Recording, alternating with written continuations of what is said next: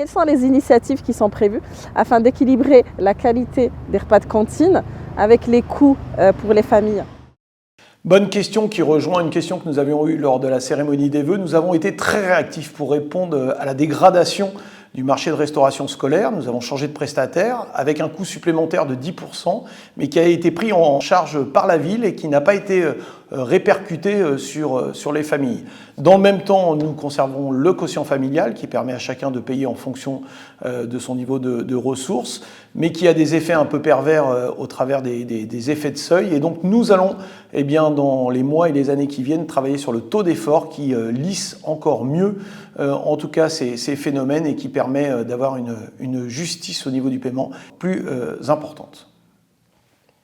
Il y a quelques années, la ville a organisé des colonies de vacances pour les jeunes. Est-ce que ce serait possible de refaire cela ?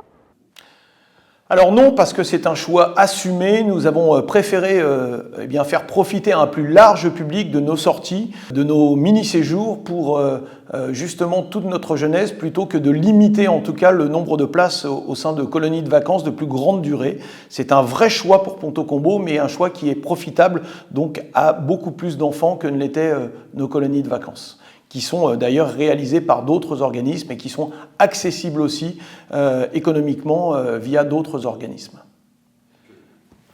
Bonjour Monsieur le maire, les équipements sportifs et culturels pour les enfants sont insuffisants. Allez-vous investir dans des nouveaux espaces pour permettre aux jeunes de s'épanouir ?